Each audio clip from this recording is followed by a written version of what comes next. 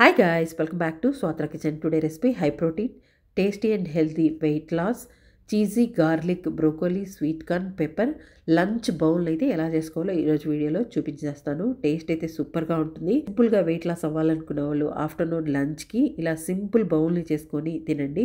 Weight loss అనేది తగ్గుతారు. అలాగే మంచి ప్రోటీన్ ఉంటుంది, హెల్తీ కూడా.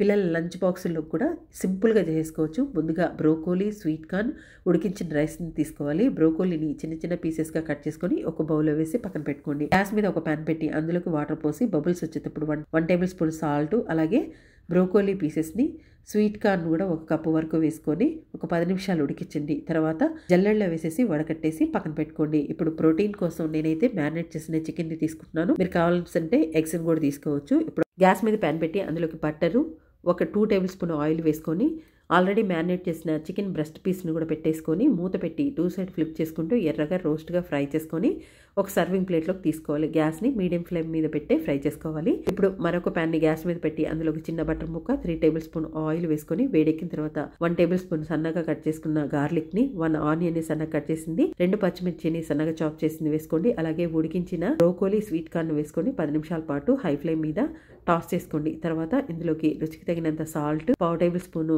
రెడ్ చిల్లీ ఫ్లేక్స్, అలాగే boiled rice, 1/2 table spoon pepper వేసుకొని హై ఫ్లేమ్ మీద ఒక 10 నిమిషాలు టాస్ చేసుకున్న తర్వాత ఇందులోకి ఫైనల్గా కొత్తిమీర వేసుకోవాలి. కొత్తిమీర వేసిన క్లిప్ అయితే మిస్ అయిపోయింది. సో ఇప్పుడు రైస్ బౌల్ని సర్వ్ చేసేసుకుందాం.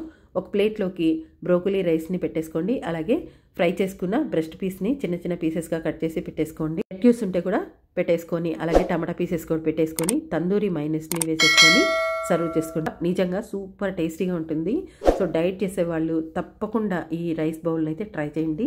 సూపర్ అంటే సూపర్, మంచి హెల్తీ టేస్టీ వెయిట్ లాస్ కూడా సింపుల్గా అయిపోవచ్చు.